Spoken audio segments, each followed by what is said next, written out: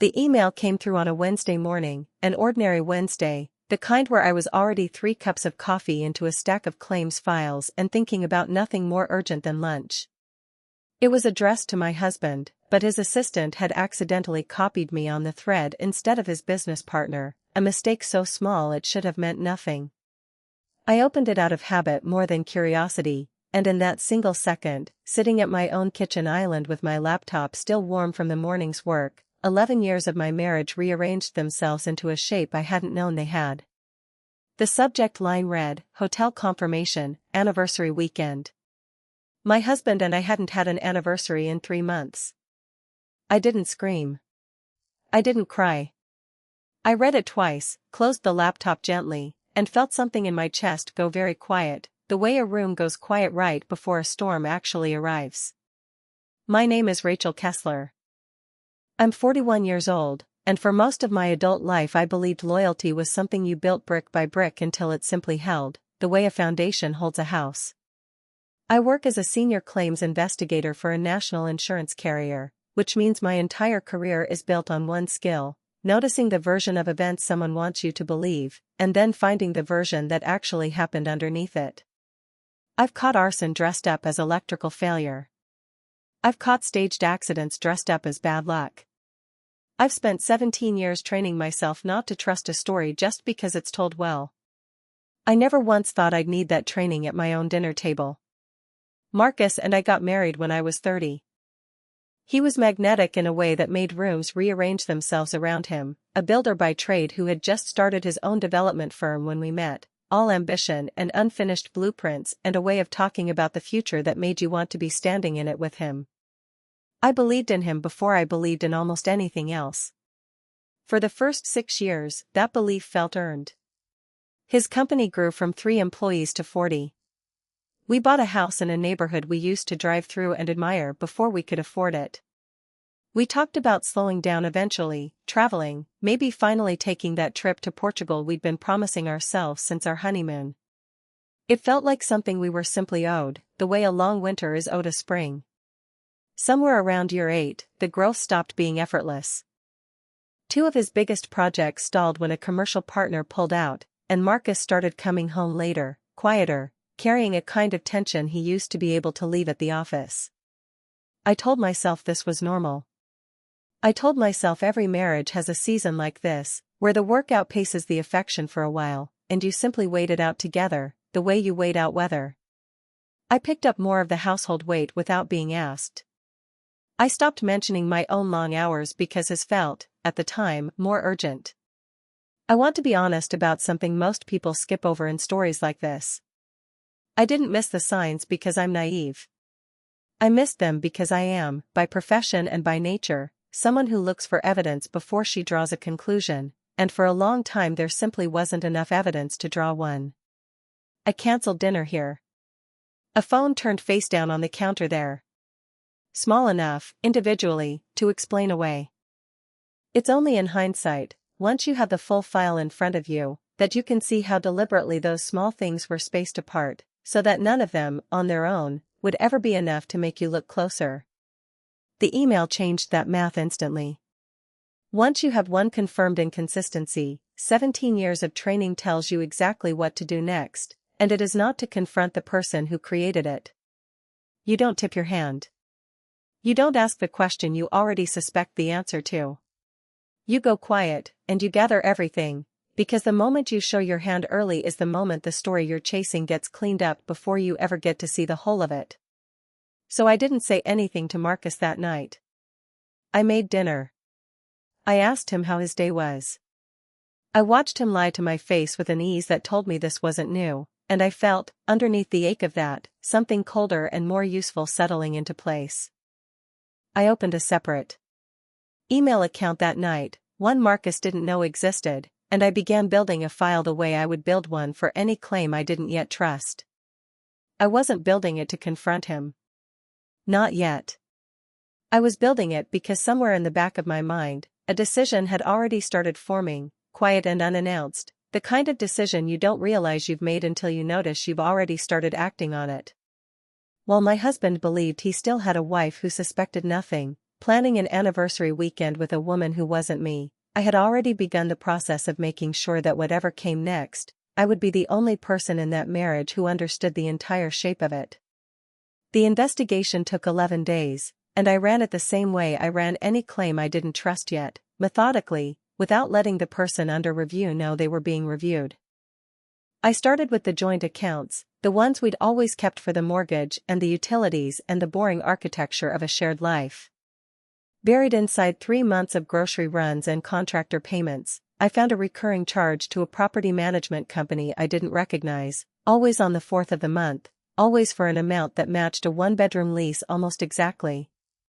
I cross-referenced it against a company he ran his personal expenses through for tax purposes, one I still technically had read access to from years earlier when I'd helped him set up the books before he could afford a real accountant.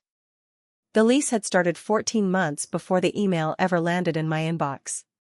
14 months of a second apartment, paid for quietly, tucked inside operating expenses under a line item labeled site office rental, which anyone glancing at a spreadsheet would assume was exactly that.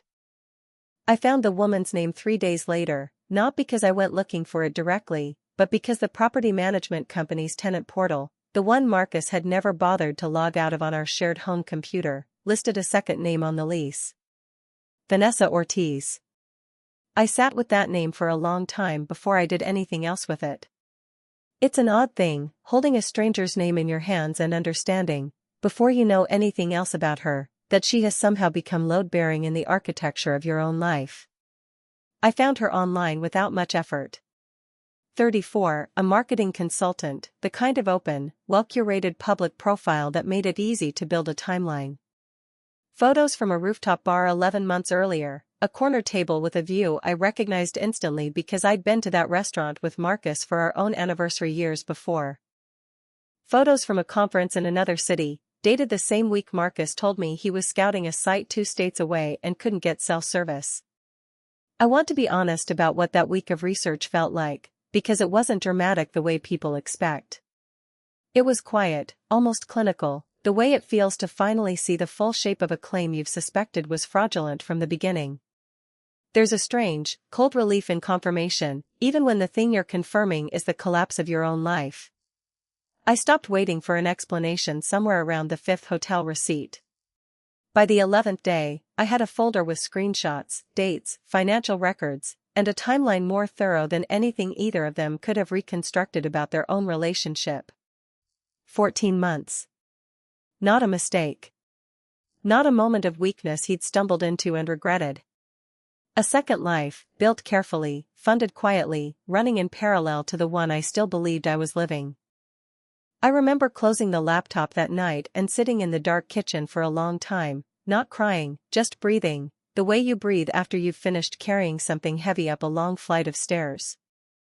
I thought about the 17 years I'd spent teaching myself to separate emotion from evidence, and I understood, sitting there, that the skill wasn't going to fail me now just because the evidence belonged to my own life instead of someone else's file. If anything, it was the only thing standing between me and falling apart entirely. Marcus came home that night talking about a supplier delay, some minor inconvenience at a job site, completely unaware that I now knew more about the architecture of his double life than he did himself. I asked him how his day was. I meant it as a kind of test, and he passed it effortlessly, which told me everything about how long he'd been practicing. I made dinner. I laughed at something he said. And underneath all of it, a decision that had been forming quietly for 11 days finally settled into place with total clarity. I wasn't going to confront him with the folder. Not yet. I was going to do something slower, something he wouldn't see coming until it was already finished, because I had learned a long time ago in my own career that the people who cause the most damage are rarely stopped by an accusation. They're stopped by a decision made calmly, in advance, by someone they never imagined was capable of outmaneuvering them. There was exactly one person I told during those 11 days, my closest friend since graduate school, a woman named Dana Whitfield who ran her own family law practice 2 floors up from mine in the same downtown office building, and who I trusted precisely because she had spent her career watching marriages come apart from every conceivable angle and had never once let it make her cynical about the ones worth saving.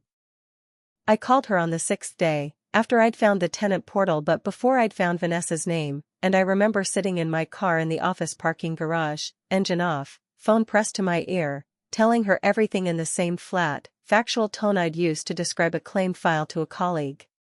She listened without interrupting, the way Gerald would later listen, and when I finished, she didn't offer me the sympathy I half expected and didn't particularly want. She asked me a single question instead. What's your instinct telling you to do, and does it match what you actually want, or just what you think you're supposed to want right now? I told her my instinct was to disappear into the investigation, to keep gathering, to postpone the actual reckoning for as long as I possibly could, because as long as I hadn't confronted him yet, some part of the old life was still technically intact, even if I already knew it wasn't. She told me that instinct wasn't wrong, exactly, but that I needed to be honest with myself about the difference between gathering information and avoiding a decision I'd already made. She was right, the way she almost always was, and it was that conversation, more than anything else, that pushed me from quietly collecting evidence toward quietly building a plan. Dana didn't try to talk me into confronting Marcus immediately, the way I think a lot of well-meaning people might have. She understood, better than most, that the version of justice that feels satisfying in the moment, the screaming, the public reckoning, the dramatic exit, is very rarely the version that actually leaves you better off 5 years later. You're an investigator, she reminded me, sitting across from me at her kitchen table 2 nights later, a bottle of wine between us that neither of us drank much of. You already know that the people who get the best outcomes aren't the ones who react fastest. They're the ones who wait until they understand the entire shape of the problem before they move. I asked her, somewhere in that same conversation, whether she thought I was being cold, building a case against my own husband the same way I'd build one against a stranger filing a fraudulent claim. She looked at me for a long moment before she answered, and I've thought about her answer many times since. I think you spent 11 years being generous with your patients, she said, and generous with the benefit of the doubt, and somewhere in there you forgot that you're also allowed to be strategic about protecting yourself. Those two things were never actually in conflict, Rachel. You just hadn't needed to use both at the same time before. Dana was the one who first mentioned Gerald's name to me, actually, remembering almost offhandedly that I'd once mentioned an inheritance from my aunt that I'd never fully dealt with, and asking whether I'd considered what that inheritance might mean now that the shape of my marriage had changed so completely. I hadn't, not really, not until she said it out loud sitting at her kitchen table with a glass of wine going warm between us. It was such a small, practical suggestion, and it ended up being the single most important thread in everything that came afterward. What I did next started with a phone call to my Aunt Louise's old estate attorney, a man named Gerald Finch who had handled her affairs for 30 years and who still, out of some old-fashioned loyalty, took my calls personally instead of routing me to an associate. 3 years earlier, my aunt had left me a modest but meaningful inheritance, just under $400,000, along with a small parcel of undeveloped land 2 states away that nobody in the family had ever paid much attention to. I had never told Marcus the full amount. Not out of some early instinct that I'd need to hide it one day, but because Aunt Louise, in the last conversation we ever had looked at me from her hospital bed and said, "Keep something that's only yours, Rachel. Every woman should have one thing her husband doesn't manage." At the time I thought she was being sentimental. I understand now she was giving me the single most useful piece of advice anyone ever gave me. I had let Marcus believe the inheritance was closer to $60,000, a small kindness from an aunt he barely remembered, folded years earlier into a modest joint savings account that existed mostly for appearances. The real inheritance sat quietly in a trust under my maiden name, managed by Gerald, invested conservatively, growing without a single conversation about it ever crossing our dinner table. It wasn't deception in the way Marcus's 14 months had been deception. It was privacy, the kind my aunt had specifically warned me to protect, and until the 4th of that month I had never once needed to use it as anything more than a quiet safety net. Now I needed it to be a foundation. I met with Gerald in person, the first time in years, and told him everything, the affair, the second apartment, the 14 months, the folder of evidence sitting untouched on an external hard drive in my desk drawer. He listened the way good attorneys listen, without interrupting, without performing sympathy he didn't need to perform, and when I finished he asked me one question. "What do you actually want out of this, Rachel? Not what you're entitled to. What do you want?" I told him the truth. I didn't want Marcus punished through the courts. I wanted him to believe, completely and without suspicion, that I had lost everything in this divorce, the house, the savings, the life we'd built, while I quietly walked away with the one thing he never knew I had. I wanted him to spend whatever came next believing he had won, because I understood something about my husband that 17 years of marriage had taught me even before the 14 months of lying confirmed it. Marcus needed to win. He needed the story to end with him coming out ahead, and if I could let him believe that story while actually protecting myself completely, I would never have to fight him for another single thing again. Gerald didn't try to talk me out of it. He simply nodded, the way you nod at a plan that's already sound, and started drafting the paperwork that would keep the trust, the land, and everything built from it entirely separate from the marital estate, protected under a structure that had existed years before the affair ever began, which meant there was nothing for Marcus's attorney to contest even if they went looking. I filed for divorce 2 weeks later. I didn't tell Marcus about the folder. I didn't tell him about Vanessa's name, or the property management portal, or the 11 days I'd spent building a case I had no intention of ever presenting in a courtroom. I simply told him, calmly, over a dinner he thought was ordinary, that I wanted a divorce, that I felt we'd grown apart, that I thought it was time. I watched relief cross his face before he even managed to arrange his features into something more appropriately somber, and in that single unguarded second, I understood that some part of him had been waiting for permission to stop pretending. He never asked why. He never once, through the entire process, asked me a single question about what I actually knew. The mediation sessions took place over 6 weeks, in a beige conference room that smelled like burnt coffee and printer toner, and I played my part the way I'd once played the role of the concerned, patient wife who believed her husband was simply going through a difficult season. I let my voice catch when we discussed the house. I let my attorney, a sharp, quiet woman named Priya Malhotra who understood the strategy completely because I'd explained every piece of it to her before we ever set foot in that room, present me as a woman blindsided, financially unprepared, more concerned with keeping the peace than fighting for what she was owed. Marcus's attorney, a confident man who clearly believed he was handling an easy case, pushed for a settlement that gave Marcus the house outright, since I wasn't in a position to maintain the mortgage alone, and a minimal division of the visible savings, since so much of it, conveniently, had been absorbed into the business over the past 2 years. I agreed to almost everything. I watched Marcus's shoulders relax further with every session, watched him start to believe the story he wanted to believe, that his quiet, unassuming wife hadn't seen this coming and didn't have the resources or the will to fight him on it. I signed away the house I'd helped choose paint colors for. I signed away half of a savings account that represented a fraction of what I actually had. I waived alimony entirely, which made Priya raise an eyebrow the first time I told her to include it, until I explained why, and then she simply nodded the way Gerald had, recognizing a plan built on patience rather than anger. The final session ended with Marcus's attorney visibly pleased with himself, and Marcus himself unable to fully hide the relief of a man who believed he had gotten away with something significant. He didn't know that everything he was walking away with, the house, the savings, even the version of the story where he came out ahead, was a story I had constructed on purpose, the way I might construct a controlled scenario to see how a claim would behave under specific conditions. He signed the final paperwork on a Tuesday afternoon in early spring, 14 months and 6 days after the property management company's first charge had quietly appeared on our joint statement, though he had no way of knowing I was counting. He shook my hand afterward, an oddly formal gesture between two people who had shared a bed for 11 years, and told me he hoped I'd land on my feet. I told him I appreciated that, and I meant it in a way he couldn't possibly have understood.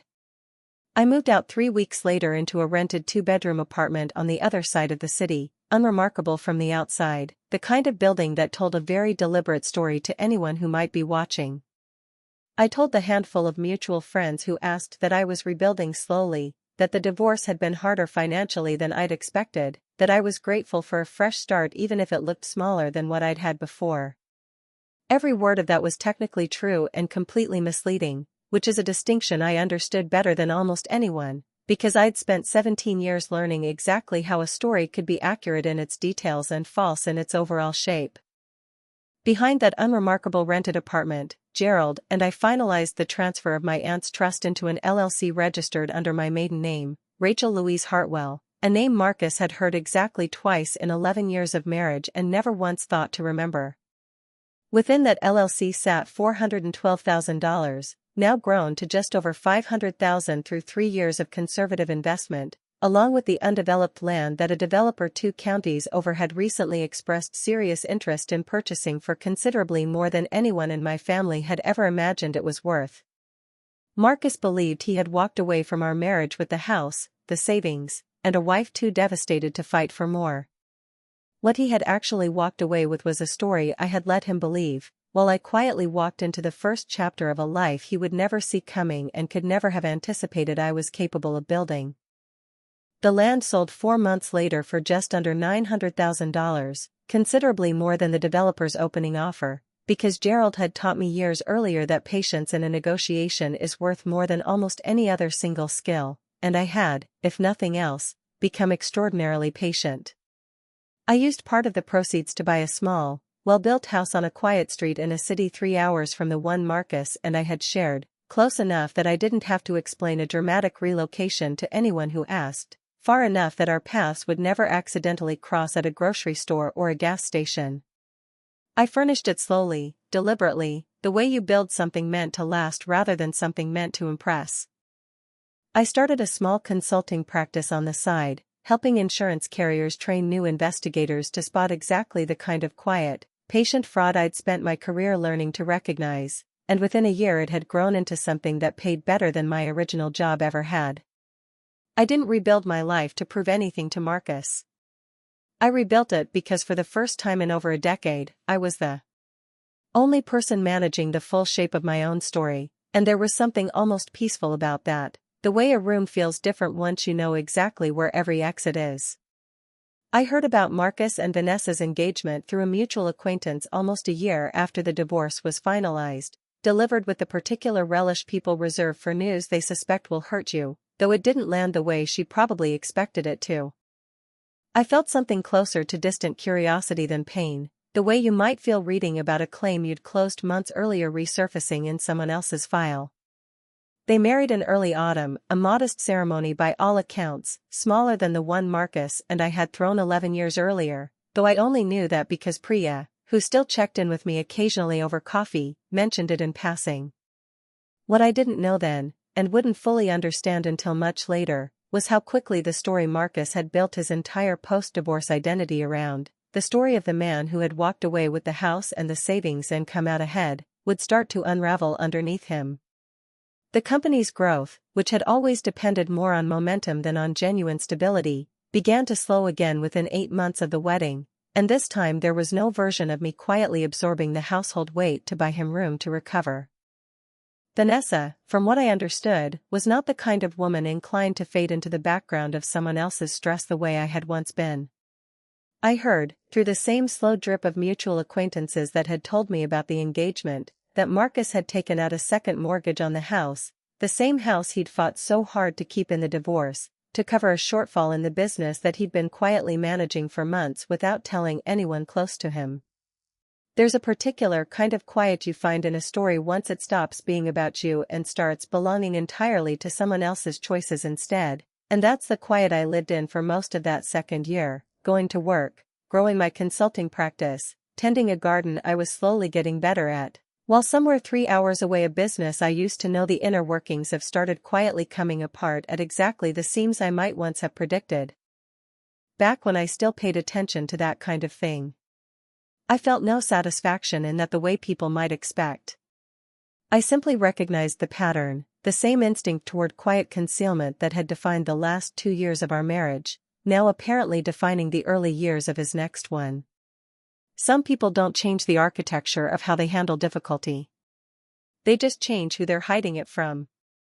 I want to be clear about something, because it matters more than it might seem to on the surface. I never once reached out to either of them during that year. I never checked their social media beyond the handful of times someone else's post accidentally surfaced a detail I hadn't gone looking for. I wasn't tracking their decline the way I'd once tracked the 14 months of evidence that ended our marriage.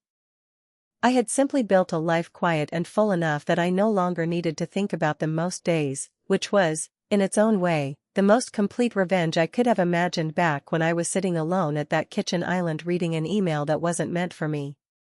I had no idea, sitting in my new house on my new street with my new business quietly growing, that Vanessa was about to become the one doing the investigating, or that whatever she found would lead her, eventually, directly to my front door. She showed up on a Saturday morning in late October, almost exactly 2 years after the divorce was finalized, while I was out front trimming a hedge that had gotten unruly over the summer, wearing gardening gloves and an old sweatshirt, about as far from the composed, unreadable woman from the mediation sessions as I'd ever looked. A car I didn't recognize pulled into my driveway slowly, almost hesitantly, the way people drive when they're not entirely sure they have the right address. I remember thinking, before I even saw her face clearly, that something about the way the car idled there felt deliberate rather than lost. Vanessa got out slowly, and for a moment neither of us said anything, two women standing on opposite sides of a driveway, taking the measure of each other for the first time after 2 years of only existing to one another. As names and photographs and evidence in a folder I'd never had to use. She looked different than the curated version I remembered from 11 months of quiet research years earlier, thinner, tired in a way that makeup couldn't fully soften, dressed like someone who had gotten ready in a hurry rather than someone who had planned this visit carefully. "You're Rachel," she said finally, not quite a question. I set down the hedge trimmers and pulled off one glove, buying myself a few seconds the way I'd learned to do in any conversation where I didn't yet know what the other person actually wanted. "I am," I said. "And I'm guessing you didn't drive 3 hours to talk about the hedges." Something flickered across her face, somewhere between anger and exhaustion, and she said, "I need to know how you did it." I asked her what she thought I had done. "This," she said, gesturing at the house behind me, the quiet street, the car in the driveway that I'd bought outright the year before. "Marcus told me you lost everything in the divorce. The house, the savings, all of it. He said you basically had to start over from nothing." I felt the strange, specific satisfaction of watching a story I'd constructed on purpose finally reach the person it had been built to reach, though not in the way I would have predicted 2 years earlier. "That's what he told you," I said, not quite a question either. "That's what he told everyone," she said, and something in her voice cracked slightly, the particular sound of someone who has spent a long time defending a version of events that is starting to feel less solid underneath her. "He told me you were bitter, that you tried to take him for everything and the courts saw through it, that you ended up with practically nothing because you didn't fight fair." I let that sit for a moment before I answered, because I understood, standing there in my gardening gloves in a driveway 3 hours from the life I used to have, that whatever brought her here wasn't really about me at all. "Vanessa," I said, "why does it matter to you what actually happened 2 years ago?" She looked at me for a long moment, and when she finally answered, her voice had lost most of the edge it started with. "Because the business is failing," she said. "Because he's taken out loans against the house I'm now living in that I didn't know about until the bank called last month. Because he keeps telling me things will turn around the way he apparently told you things would turn around, for years, and I found your address in an old file on his laptop, a folder labeled RK Settlement, and I needed to know if you actually got nothing, or if he lied to me the same way he apparently lied to you, because I can't tell anymore which version of him I'm supposed to believe." I invited her inside, which surprised her more than anything else I'd said or done so far, and I understood why. Nothing about our history suggested I owed her a moment of my time, let alone a cup of coffee in my kitchen. But I'd spent 17 years learning that people rarely tell you the truth when they're standing in a driveway, braced for a fight they've been rehearsing the entire drive over. They tell you the truth when they finally sit down and stop performing the version of themselves they walked in with. I made 2 cups of coffee, and we sat at the same kitchen island where I'd once read an email that wasn't meant for me, though she had no way of knowing that particular detail, and I let her talk. She told me about the second mortgage, The one the bank representative had explained to her in a phone call that lasted 11 minutes and left her sitting on her bathroom floor for an hour afterward. She told me about a business partner who had quietly bought out most of Marcus's remaining equity 6 months earlier, a transaction Marcus had described to her as restructuring for growth, and that she now understood, having finally looked at the actual paperwork, was closer to a controlled collapse. She told me about nights he came home late, working later than any construction schedule could reasonably explain, and how she'd started keeping a mental file without even meaning to, dates and inconsistencies and small details that didn't quite add up, and how sick that realization had made her, understanding that she was now doing to him exactly what I must have once done, except she'd stumbled into it accidentally instead of choosing it deliberately. "I'm not asking you to feel sorry for me," she said at one point, turning her coffee mug slowly on the counter without drinking from it. "I know what I did. I know what we did, to you, for over a year, and I'm not going to sit in your kitchen and pretend I didn't understand exactly what I was participating in. I just needed to know if the story I've been living inside for 2 years was even true, because if he lied about what happened with you, then I don't actually know what's true about anything else he's told me since." I thought for a long moment about what I owed her, if anything, and I landed somewhere I hadn't fully expected to land when she first pulled into my driveway. "I didn't lose everything," I said finally. "I let him believe I did. There's a difference, and it's a difference I built on purpose, because I understood something about him a long time before you ever met him. Marcus needs to be the one who comes out ahead in every version of every story. I let him have that story because it cost me almost nothing to let him have it, and it meant I never had to fight him for anything again." Vanessa was quiet for a long moment, staring down at her coffee, and when she finally looked back up at me, there was something different in her expression, not quite envy, not quite regret, something closer to recognition. "So none of it was real," she said quietly. "The struggling ex-wife. The guy who did the honorable thing and let you keep whatever dignity you had left. It was just a story he needed to believe about himself." "It was a story I let him tell," I said, "because the version where I outsmarted him quietly was never going to be one he could live with, and I didn't need him to live with it. I just needed to be free of it." She stayed almost 2 hours, longer than either of us probably expected when she first pulled into the driveway braced for confrontation. Somewhere in the second hour, the conversation shifted away from Marcus entirely, into something quieter and more specific, the particular exhaustion of watching a life you built on someone else's version of events start to come apart at the seams while you're still standing inside it. I recognized that exhaustion, because I'd carried it myself for the better part of 14 months without knowing its name. I didn't tell her what to do. I want to be clear about that, because it would have been easy, sitting in my own kitchen with 2 years of quiet distance behind me, to hand her a tidy piece of advice wrapped up like a lesson I'd already learned. I didn't think I'd earned the right to do that, and more than that, I didn't think it was actually what she needed. What she needed was somewhere to sit with the truth for an hour without anyone managing her reaction to it, which was, I realized, exactly what nobody had given me in the 11 days I spent building my own folder 2 years earlier. Before she left, she asked me one more question, standing in my doorway with her keys already in her hand, the late October light going gold and low behind her the way it does in early evening. "Do you think I'm a bad person," she asked, "for what I did to you?" I thought about it honestly before I answered, because I owed her that much if I owed her anything at all. "I think you made a choice with information you had 2 years ago," I said, "and I think you're making a different choice now with information you didn't have then. I'm not going to tell you those two things cancel each other out. But I'm also not going to pretend I have any interest in punishing you for a decision that was never really about me in the first place. You didn't take anything from me, Vanessa. I made sure of that a long time before you ever found my address." She nodded slowly, and something in her shoulders loosened, the particular relief of hearing a verdict you were braced to receive and didn't. "For what it's worth," she said, "I think you're the only honest thing that's happened to me in 2 years, and you're not even someone who owed me honesty." I told her to take care of herself, and I meant it in a way that surprised me even as I said it. There was no performance left in it by that point, no careful management of how I wanted the moment to look. It was simply true, the way very few things between us had ever been allowed to be simply true.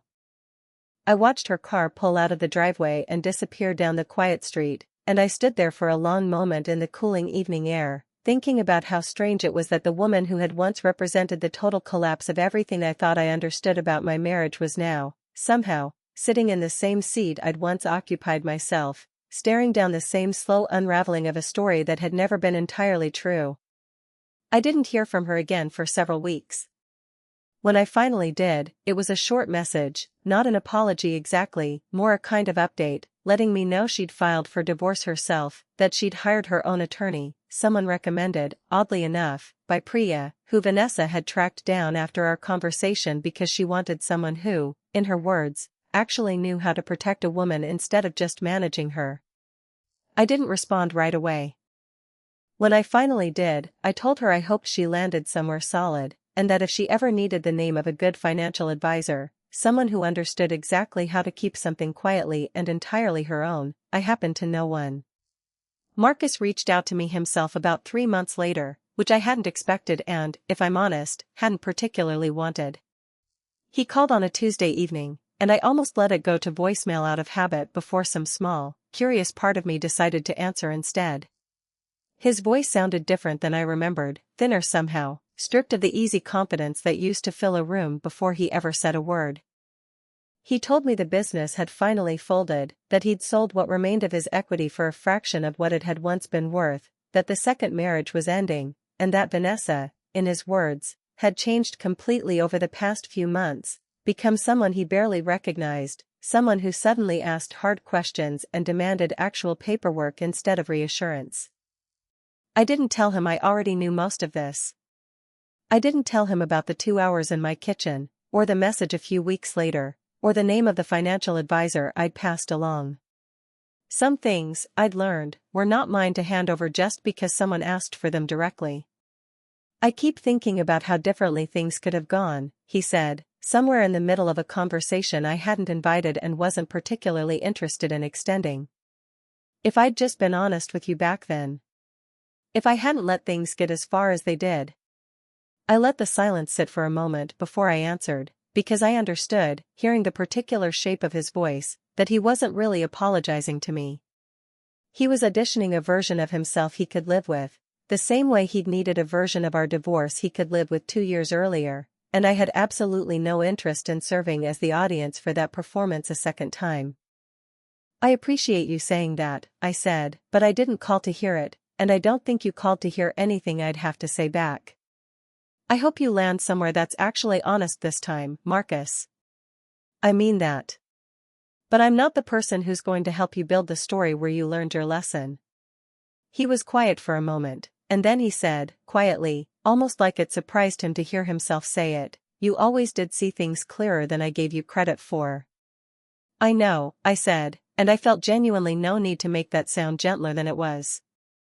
That was always the problem, wasn't it? Not that I didn't see clearly. That you assumed I never would. There was a version of that phone call, years earlier, where I might have reached for reassurance instead, told him it wasn't too late, offered him the kind of soft landing I used to specialize in giving people who hadn't earned it. I noticed, setting the phone down afterward, that the urge to do that had simply stopped existing somewhere along the way, quietly, the same way most real change happens, without announcing itself in advance. We didn't talk long after that. There wasn't much left to say that either of us actually needed the other person to hear. I hung up the phone and sat in my quiet kitchen for a while afterward, not shaken the way I might have expected to be a few years earlier, just settled. The way you feel after closing a file you know is finally, completely finished, with nothing left unaccounted for on either side of the ledger. I think about those 2 years often, not with bitterness, but with a kind of clear-eyed gratitude for the woman they eventually taught me to become. I spent the better part of a decade believing that loyalty meant absorbing whatever weight someone else couldn't carry, that patience meant staying quiet even when quiet cost me something I couldn't always name. I understand now that patience and silence are not the same thing, and that the version of loyalty that asks you to disappear a little more each year was never loyalty at all. It was just a story I hadn't yet learned to question. My consulting practice has grown enough now that I've had to bring on 2 junior investigators, both women, both sharper than they realize yet, and I spend more of my time than I expected training them not just to read financial records, but to trust the quiet instinct that tells you a story is too smooth, too convenient, too carefully arranged to be entirely true. I tell them what my aunt told me from a hospital bed years before any of this happened. Keep something that's only yours. Not because you're planning to need it. Because the day you do need it, you won't have time to build it from nothing.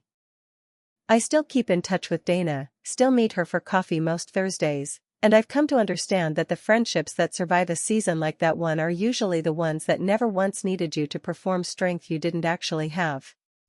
I bought a second, smaller property last spring, not because I needed the space, but because I liked the particular feeling of making a decision entirely on my own terms, answerable to no one, explaining myself to nobody.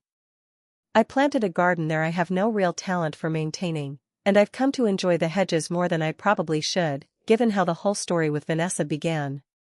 Sometimes I think about the version of myself sitting at that kitchen island 2 years ago, reading an email that wasn't meant for her, feeling something in her chest go completely still. I don't think that woman would recognize how much quieter and more solid her life would eventually become, not because everything worked out the way people like to promise it will in stories like this one, but because she stopped waiting for someone else to hand her the truth and went and found it herself, piece by piece, the same way she'd been trained to find it in every other file that ever crossed her desk. I never heard whether Vanessa's divorce finalized the way she hoped it would, and I never asked. Some doors are meant to close gently rather than stay propped open out of curiosity. What I do know is that the last message she sent me, nearly a year after that Saturday morning in my driveway, simply said, "I bought a small piece of land last week. Just for me." I think I finally understand what you meant. I framed a small print of that message, if I'm honest, not the literal words on a screen, but the sentiment behind them, and kept it in my office as a quiet reminder of the exact moment 2 very different women, on opposite sides of the same betrayal, finally arrived at the same understanding from entirely different directions. I didn't need her to say more than that. I understood exactly what she meant too. For 2 years, I let a man believe I'd lost everything, because I understood something about him that he never fully understood about himself, that some people need to win a story so badly they'll never think to check whether it's actually true. I didn't lose anything. I simply stopped explaining myself to people who had already decided, long before I ever gave them a reason to, that they knew the whole shape of my life better than I did. If you've made it this far with me, I want to know what you think happened to Rachel next. Do you think she ever let someone new into that quiet, solid life she built, or do you think she's found everything she actually needs entirely on her own terms? Leave a comment below and let me know where you're watching from tonight, because I genuinely love reading through all of them. There are so many more stories like this one waiting for you, so if this is your first time here, make sure you subscribe so you never miss the next one. Let's keep this journey going.